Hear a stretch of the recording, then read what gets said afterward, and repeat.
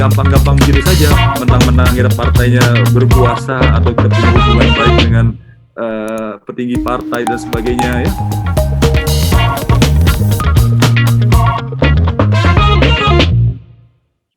Salam Indonesia, salam jumpa dengan The Syndicate, Angkat Topi, Tokoh dan Inspirasi. Sebuah program podcast para sindiket untuk mengangkat dan mengapresiasi para tokoh-tokoh nasional untuk menginspirasi Indonesia. Kali ini kita angkat topi untuk tokoh kita, Mas Didi Irawadi Samsudin. Assalamualaikum, apa kabar Mas Didi? Salam, terima kasih. Salam sehat untuk semuanya ya. Kabar baik Mas. Terima kasih banyak. Kabar baik, alhamdulillah sehat semua Mas Didi. Mas Didi Irawadi Samsudin, tokoh kita. Kita angkat topi untuk Mas Didi Irawadi. Para sedikit tinggal angkat topi untuk Mas Didi Irawadi. Untuk semua karir politiknya, untuk semua prestasi beliau. Beliau ini saat ini adalah anggota DPR RI, fraksi Partai Demokrat, juga pengurus DPP Partai Demokrat.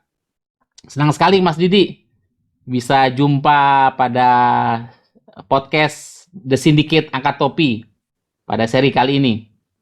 Mas Didi ini memang kawan saya lama, termasuk narasumber awal yang dulu ikut menghiasi program dan diskusi para sindiket. Di awal-awal para sindiket pindah dari Kodel ke Wijaya, dari Sugeng Sari Sindiket menjadi para sindiket. Sehingga bahagia sekali, kita hampir 3 tahun nggak bertemu nih Mas Didi. Kepotong 2 tahun masa pandemi ini. Nah, insya Allah kita sekarang masih secara online. Insya Allah nanti kita COVID semakin baik, makin terkendali sehingga kita bisa bertatap muka. Mas Didi, siap. Ya, Mas Didi ini kan sekarang di DPR Komisi 11 ya Mas Didi? Ya, saya mendapat amanah dan penugasan di Komisi 11. Walaupun saya cukup lama sebelumnya di Komisi 3 ya. Orang mungkin mengenal Didi Irawadi ini di Komisi 3 DPR di masa lalu ya. Memang dari 2009 sampai 2014 di Komisi 3 dan alhamdulillah ya pada saat Komisi 3 cukup banyak menghiasi atau memberi warna lah paling enggak ya kalau saya boleh katakan, memberi warna Komisi 3 dan saat itu pandangan-pandangan dan kritikan-kritikan, walaupun kami pada saat itu ada partai penguasa 2009-2014, namun kritikan saya juga banyak ke dalam juga pada saat itu, mencoba berimbang, karena kan mengkritisi ke dalam itu adalah baik ya, tentu dengan data yang benar.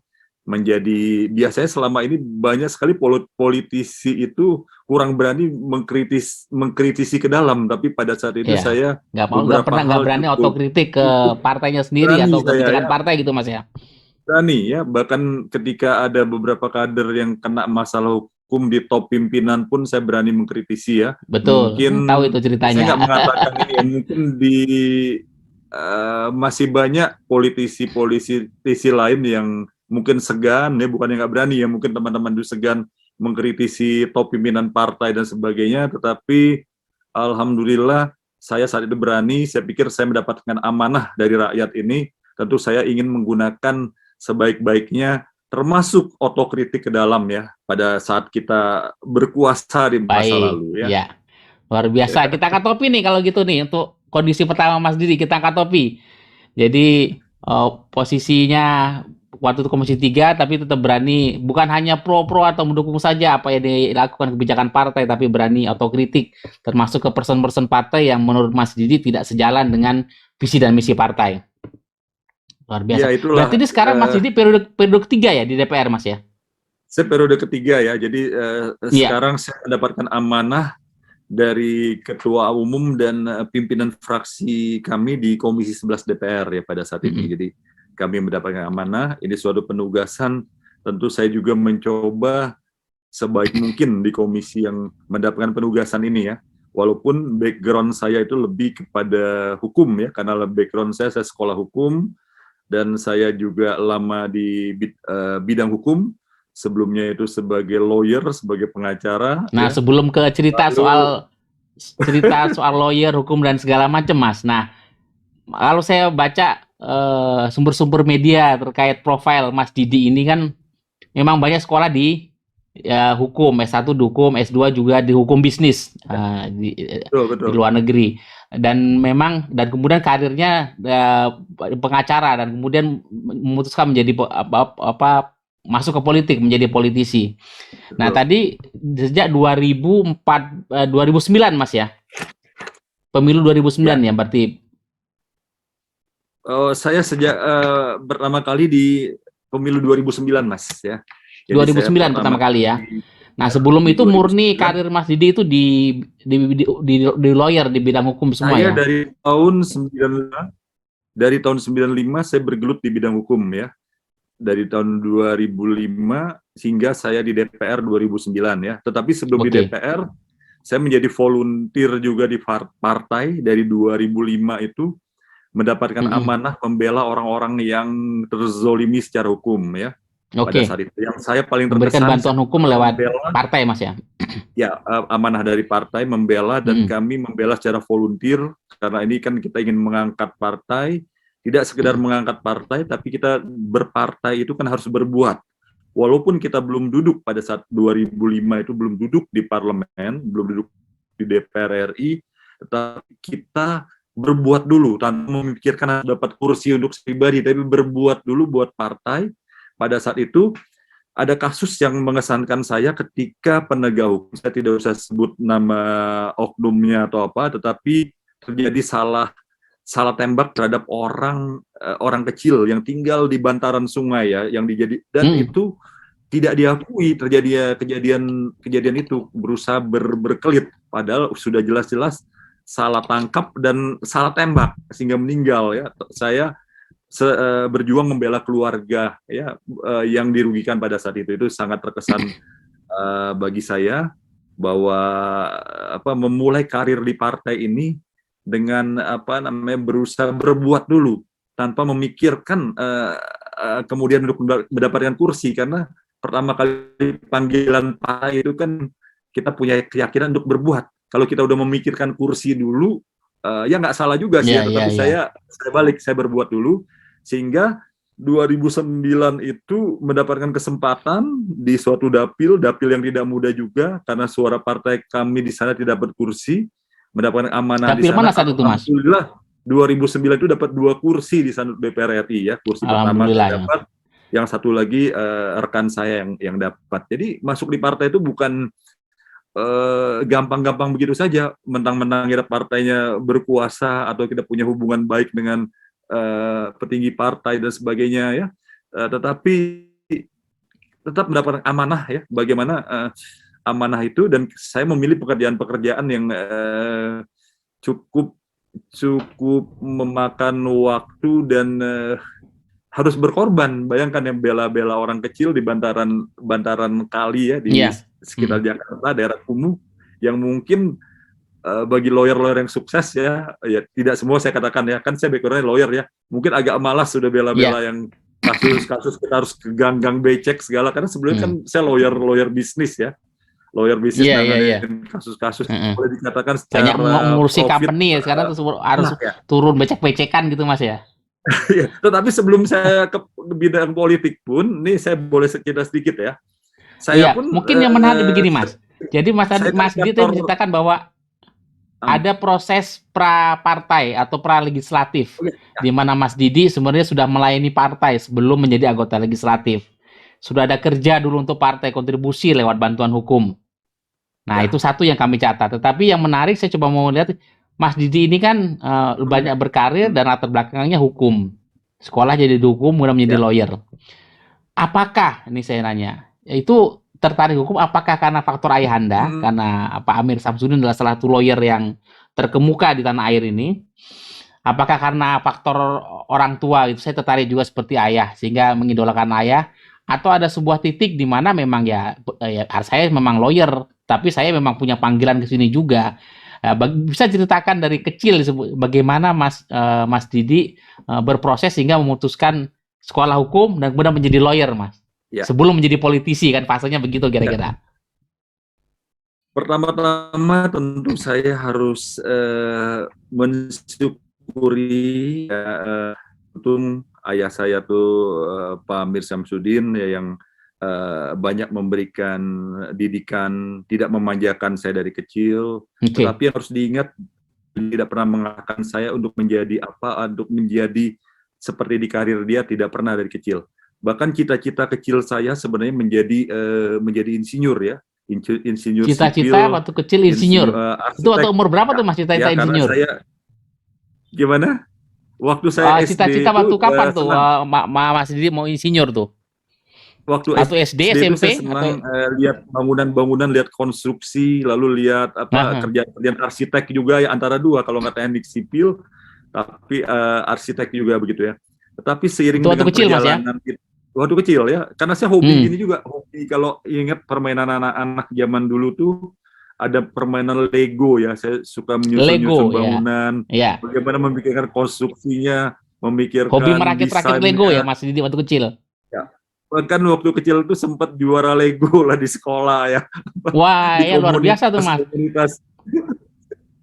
Jadi senang merancang, senang melukis juga ya, saya senang seni. Dan mungkin saya di antara anggota keluarga itu yang lebih hobi saya tuh hobi yang lebih agak serius ya, lebih senang sendiri mungkin ya, karena senang menulis juga ya, senang membaca dan menulis. Alhamdulillah di sekolah lumayan dapat prestasi lah, saya sering tulisan saya. Makanya sekarang kan pernah posisi redaktur juga Mas soal majalah hukum kan? Untuk sekolah dulu ya, SD dan SMP ya. Nah, lalu juga saya itu waktu kanak-kanak, ini saya boleh cerita dikit ya. Kalau sekolah silakan Mas, ada dibagikan inspirasinya, masa kecilnya, cerdas cermat, ngerakit Lego sampai kemudian Didi Irawadi mewakili.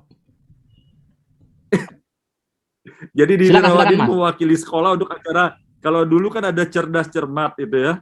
Jadi cerdas cermat itu salah satu yang mewakilinya Didi Irawadi, dan alhamdulillah banyak menangnya gitu loh, antar sekolah ya. Jadi ini SD itu Mas ya? Saya ini cukup serius Mas.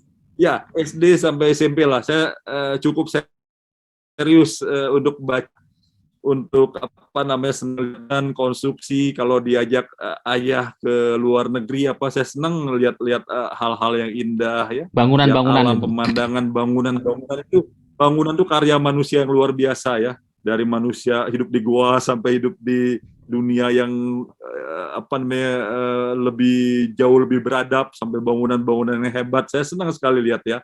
Tetapi cita-cita saya itu ya seiring waktu, ya namanya anak-anak kadang-kadang berproses, berubah, bertransformasi. Saya juga karena hobi baca dan lihat di Indonesia tahun 80-an itu, 80 tahun itu sangat mempengaruhi kehidupan saya. 80-an, 90-an, saya lihat kok ini secara sosial banyak ketimpangan ya, banyak ketimpangan sosial terjadi. Ketimpangan sosial di masyarakat saat itu banyak. Di masyarakat ya, gap sosial tinggi ya. Saya cukup beruntung lah dari keluarga yang cukup mampu ya, karena dari kecil alhamdulillah orang tua itu memberikan pendidikan yang baik, memberikan dukungan yang luar biasa. Tetapi gejolak hati saya di tahun 80-an, tahun 90-an, kalau Mas Ari lihat Jakarta tahun 80-an, tahun 90-an itu ketidakadilan banyak terjadi ya, ketimpangan, kemiskinan, kriminalitas yang tinggi ya. Betul. Itu akhirnya memanggil saya tertarik di bidang hukum ya, tanpa pernah diarahkan oleh orang tua. Malah orang tua begitu. Itu mau itu ketika zaman SMA itu Mas. Bidang teknik sipil dan arsitek. Terjadi perubahan itu setelah sekitar SMA ya, terjadi perubahan sehingga akhirnya saya memutuskan mengambil kuliah bidang hukum ya, setelah tamat hukum SMA. Walaupun mendaftarnya di dua bidang ya, di teknik sipil dan perencanaan termasuk arsitek, dan bidang hukum, dan sempat kuliah dua-duanya pada saat itu. Kan di zaman itu jalur perguruan tinggi apa, Sipenmaru atau MPTN gitu Mas ya, jalur waktu itu. Iya, Sipenmaru ya di zaman itu. Sipenmaru ya. Saya udah eranya UMPTN Mas Didi. Senior saya tuh Sipenmaru masih. Sipenmaru. Tetapi kan setelah berjalan setahun perkuliahan, kita harus memutuskan salah satu, nggak bisa. Sempat double kuliah Mas. Double kuliah. Kita sempat double kuliah, teknik sipil perencanaan dan hukum. Betul. Tapi saya jalan bareng sempat 1 semester, 2 semester Mas. 2 semester. Tapi saya harus 1 tahun memilih, ya. karena kita untuk menjadi profesional itu nggak bisa menguasai terlalu banyak bidang. Untuk Betul, menjadi betul, harus profesional, fokus. saya baca buku itu ternyata kita harus di satu bidang ya. Termasuk Ya, bahkan atlet terkenal zaman itu Muhammad Ali itu ya, misalnya ya, walaupun ini nggak ada kaitan dengan ini, itu banyak menginspirasi ya, juga. Begitu dia fokusnya di bidangnya dia sebagai boxingnya pada saat itu, ya. ataupun tokoh-tokoh lain ya, tokoh politik misalnya Winston Churchill atau Franklin D. Roosevelt. Kalau di Indonesia ada Bung Hatta ya, atau tokoh hukum yang menginspirasi Mm, saya tuh misalnya Yap Thiam Hien ya, ya, ya ya. banyak lah. Jadi ternyata mereka fokus di satu bidang begitu. Akhirnya saya juga memang harus memilih ya. Walaupun pada saat itu mampu juga saya kuliah dua-duanya. Jadi Iya, iya, iya, alhamdulillah iya, iya. diberikan lumayan kemampuan kemampuan lebih sedikit lah. Nanti tinggal sombong ya, tapi saya harus memilih Ya, salah satu. harus Saya fokus, harus memilih bidang memilih. hukum karena keterpanggilan itu. Saya melihat di era 80-an, era 90-an ketidakadilan terjadi ya. Betul, problem Dan kebetulan sosial ayahanda itu punya sangat. kantor hukum yang mulai disegani di zaman itu. Sehingga ini jadi wadah saya. Tetapi pada saat itu kan saya juga tidak di kantor ayah. Saya banyak membantu-bantu lawyer-lawyer yang volunteer di luar itu juga ya. Saya Oke. pernah nih ya, ada wartawan yang, saya nggak enak kalau sebut majalahnya ya, tapi majalah besar, koran besar saat itu, dia teraniaya, diberhentikan dengan sangat dengan sangat merugikan ya. Itu sebelum Oke. era reformasi. Kebetulan pemimpin dan pemiliknya itu teman baik ayah saya, begitu ya. Saya izin kayak saya boleh nggak ini? Ayah saya profesional ya, keyakinan dirimu, keyakinan untuk membela orang ini, ya nggak apa-apa, jalankan aja, saya bela ya. Wartawan itu 7 wartawan sampai ada yang meninggal. Betapa sulitnya melawan nih koran besar dengan segala kekuatan ya saat itu ya, di zaman Ya, Orba ya. saat itu Tetapi era saya Orde niat saya Baru kan memang membantu. sedang Saya berkuasanya bela 80-an, Mas. wartawan ya. Tahun 80-an, tahun 90-an saya bela, itu terkesan juga 90-an ya. buat saya, dan itu makin mengkuatkan saya untuk berkuliah di bidang hukum ya. Dan saya masuklah bidang hukum. Awalnya bidang hukum itu bidang-bidang gitu, sehingga pada akhirnya dengan perjalanan waktu saya masuk hukum bisnis juga ya. Dan saya mengembangkan kantor sendiri yang di luar kantor ayah, yang berkaitan dengan hukum bisnis, intellectual property right, hak kekayaan intelektual. Jadi bagaimana Jadi sekarang melindungi punya hasil kantor hukum sendiri, Mas ya? Terkait tadi ya, hukum bisnis join ya, property right, kekayaan intelektual begitu, Mas. Sekarang lebih concern ke join sana? dengan saya dua-duanya ya, join dengan sahabat-sahabat dan juga ada saudara-saudara. Oke. Dari tahun 99. Dan untuk intellectual property right ini ya, kantornya namanya ACEMAC, itu sekarang tier 1 di Indonesia untuk bidang itu. Sebenarnya kalau ayahku itu kan litigasi ya, boleh dikatakan di era 90 sampai 2000-an beliau itu tier 1 juga untuk litigasi ya, mungkin salah satu, tanpa untuk menyombongkan diri ya. Jangan kalah sama ayah, Mas. Ayah harus, mungkin yang terbaik lah saya lebih hebat dari ya. ayah. Saya tentu harus juga punya bidang spesialisasi ya. Betul saya ya. Dan Mas Didi sudah menemukan bidang itu ya. Juga di bisnis dan property right ya, hukum itu. Dengan sebelumnya saya sudah tapi sebelumnya kan saya sudah buktikan dulu kerja volunteer ya. Betul, membantu kerja wartawan, lapangan itu sudah terbukti, Mas Didi. Setelah itu saya mencoba membangun tahun 99 itu kantor hukum yang intellectual property right itu. Bagaimana kekayaan intelektual Indonesia itu harus dilindungi, bukan saja di Indonesia dan di seluruh dunia. Dan hak kekayaan intelektual siapapun itu yang memiliki tentu harus dilindungi ya, yang di dalam negeri maupun luar negeri. Dan kantor itu berkembang hingga hari ini. Namun saya nonaktif di 2009 ketika saya mendapatkan amanah duduk di DPR RI ya. Itu kan hukum secara undang-undang tidak boleh merangkap ya. Tetapi saya berkesempatan ketika saya di DPR memimpin pansus berkaitan dengan kekayaan intelektual pada saat itu, pansus hak cipta di 2014. Oh iya. Cocok Mas tuh. The right man, the right place, Mas. Kebetulan dapat kesempatan itu dan saya optimalkan dengan segala kemampuan yang ada untuk undang-undang yang lebih baik pada situ, sehingga perlindungan hak cipta lebih baik dari masa sebelumnya, lebih ada kepastian hukum dan ada perlindungan yang lebih memadai ya. Begitu kan, hukum itu tiap waktu harus diperbaiki, harus disempurnakan, dan alhamdulillah updating terus Mas ya. Ya, sampai hari ini masih undang-undang yang eksis yang berlaku begitu, Mas. Baik, kita angkat topi untuk Mas Didi Irawadi bahwa punya karir di bidang hukum, walaupun ayahnya seorang lawyer terkenal, tetapi juga meniti karir hukumnya dari bawah, menjadi pembela hukum untuk kasus-kasus hukum di tengah rakyat. Dari tadi wartawan, jurnalis, mungkin ada kasus rakyat yang di pinggiran kali. Mas Didi mengadvokasi itu, walaupun ayahnya seorang lawyer yang hebat, yang terkenal. Mas Didi tidak mau, tapi mau meniti dari bawah, dan kemudian sekarang mau punya unit bisnis sendiri di bidang hukum, tapi di bidang hukum bisnis dan terutama ke property right, kekayaan intelektual. Ya, dan memang di DPR pernah membahas soal itu juga, dan bagaimana ilmunya itu juga digunakan, bukan hanya untuk kepentingan perusahaan saja, tetapi juga diaplikasikan untuk bagaimana menyusun undang-undang di DPR supaya sesuai dengan harapan dan kemudian kebahagiaan bangsa. Kita angkat topi Mas Didi. Wah, mantap. Ya, baik Mas Didi. Nah, tadi kan ada perjalanan Mas Didi di mana Mas Didi harus memutuskan untuk katakanlah fokus ke satu bidang hukum. Walaupun sebenarnya mampu menjalankan dua, di teknik sipil dan kemudian hukum. Lalu tadi juga ada dua bidang, mau ada tetap jalan di bisnis, tetapi kemudian di DPR Mas Didi supaya nggak ada konflik kepentingan, tapi dia tinggalkan bisnisnya, kemudian fokus ke DPR. Mas Didi ini sepertinya tipe orang yang ya sudah fokus ke satu supaya tidak ada konflik, tidak apa, dan ingin mengabdi di situ.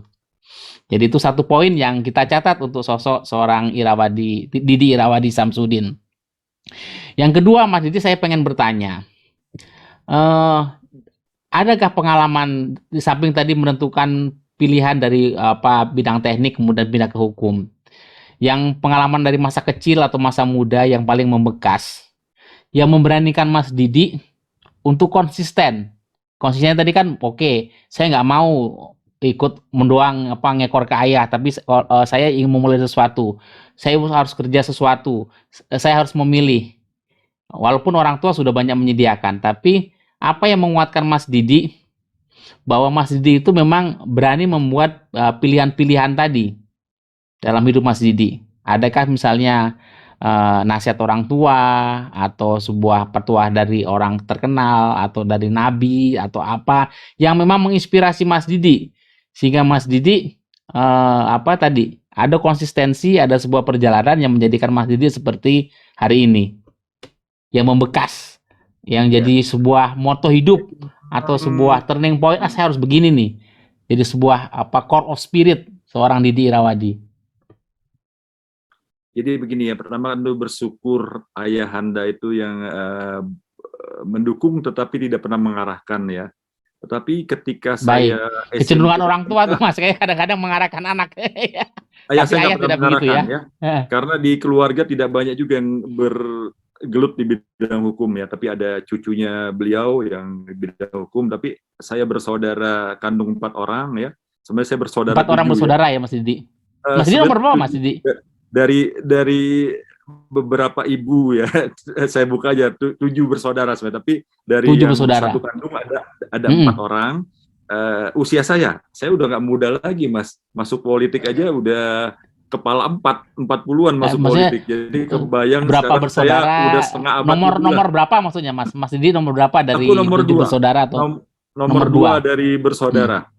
Sekarang udah kepala 5, apa perlu disebut lebih tepat ya, nanti merasa tua. Ya udahlah, kepala 5 aja sahabat lebih lah ya. Manusia itu bukan soal usia Mas, tapi soal bagaimana dia berkarya bagi banyak orang Mas. Ya, mudah-mudahan mau tua mau muda yang penting Mas Didi kan terus berkarya.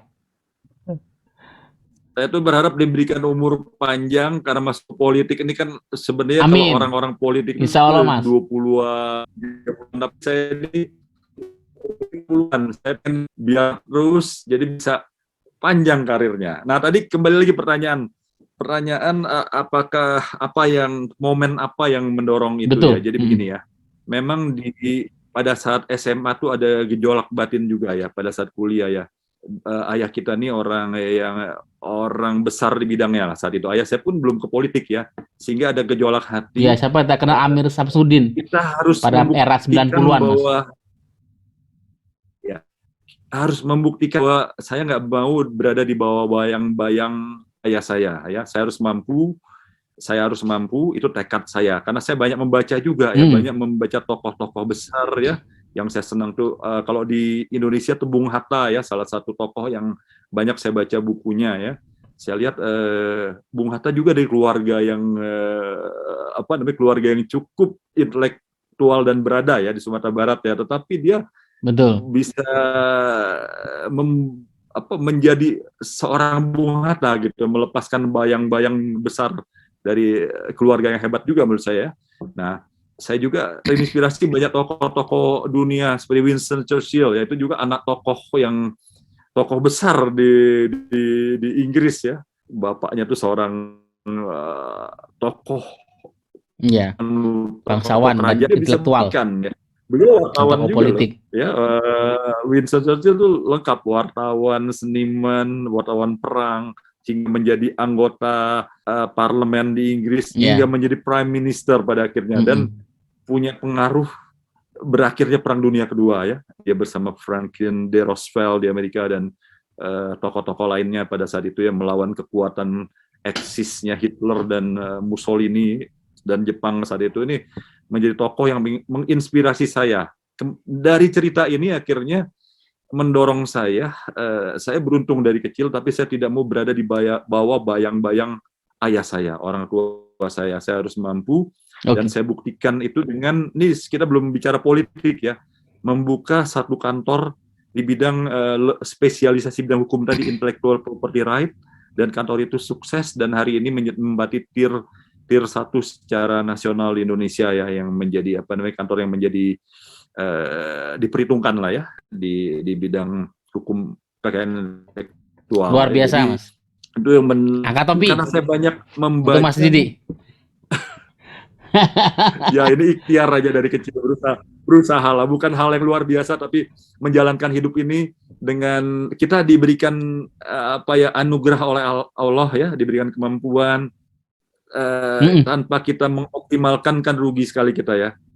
Kita rugi sekali. Jadi saya berjalan aja apa adanya, saya optimalkan kemampuan saya dan siap berhasil atau tidak berhasil. Tapi alhamdulillah berhasil ya.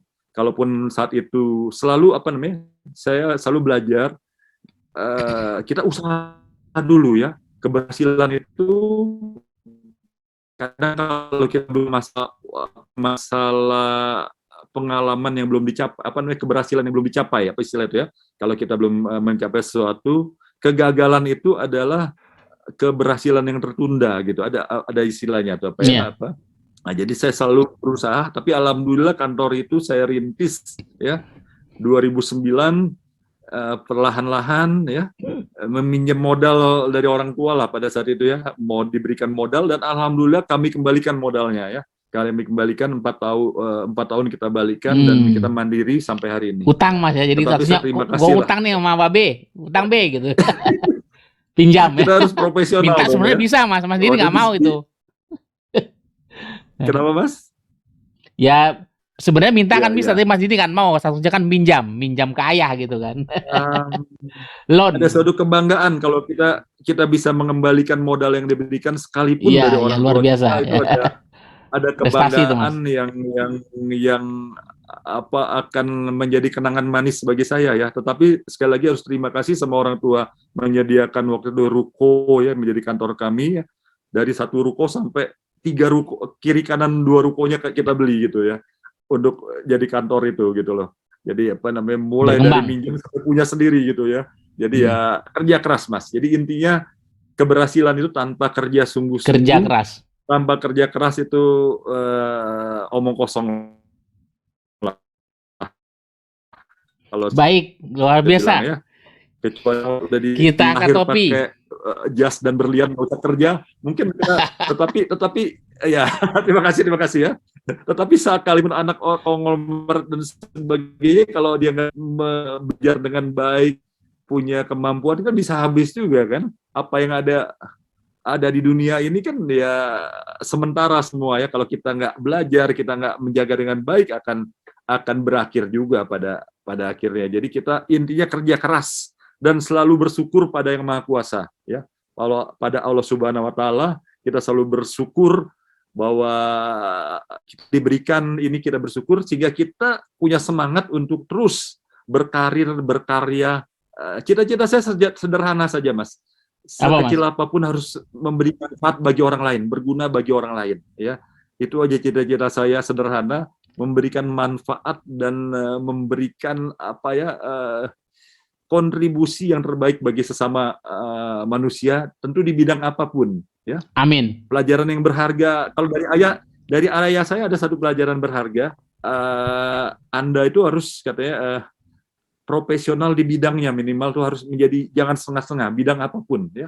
Mau jadi lawyer, mau jadi dokter, mau jadi eksekutif, politisi, mau jadi kerjaan apapun ya, tapi profesional di bidangnya. Profesional. Bahkan kalau mau jadi aksi kayak apa ya, profesional gitu, menikmati hidup ini gitu ya. Jadi kita syukuri hidup ini begini ya.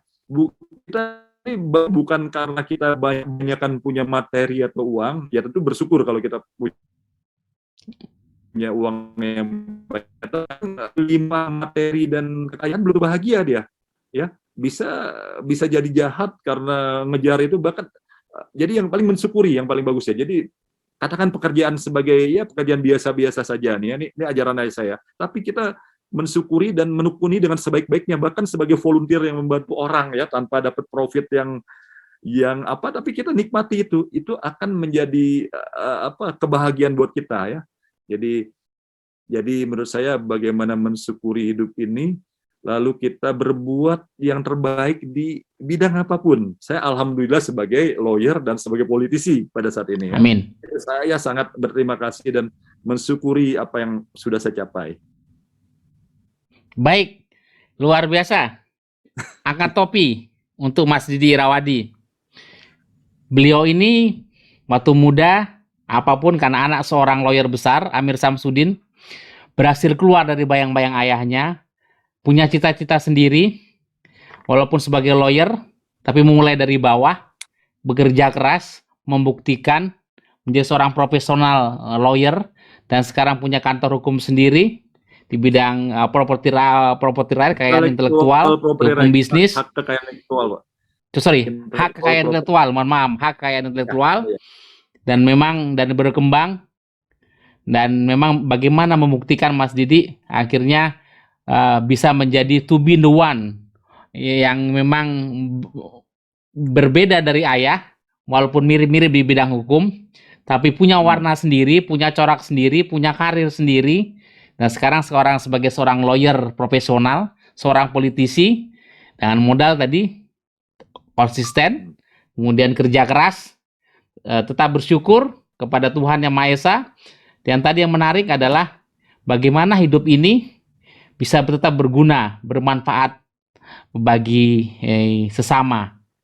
Nah, itu kita punya kesamaan prinsip itu, Mas. Alhamdulillah. Jadi bagaimana hidup sekecil apapun peran kita harus berguna untuk sesama kita sebanyak-banyaknya. Kalau mau levelnya RT ya kamu berguna di RT. Levelnya kelurahan kamu berguna di kelurahan. Kalau Mas Didi levelnya adalah di parlemen, bagaimana berguna untuk kemaslahatan masyarakat bangsa Indonesia. Luar biasa inspirasinya Mas Didi, bagaimana biografi, perjalanan hidup, pengalaman hidup ini bisa memperkaya dan menginspirasi banyak orang bahwa orang tua boleh tenar, boleh hebat, tetapi berbeda orang tua hebat belum tentu anak hebat. Dan Mas Didi bisa membuktikan keluar dari bayang-bayang ayah, tetap menjadi seorang laki-laki yang memang hebat, punya profesi sendiri, profesional dan politisi. Selamat Mas Didi, semoga karir Mas Didi tetap gemilang dan terus berjaya.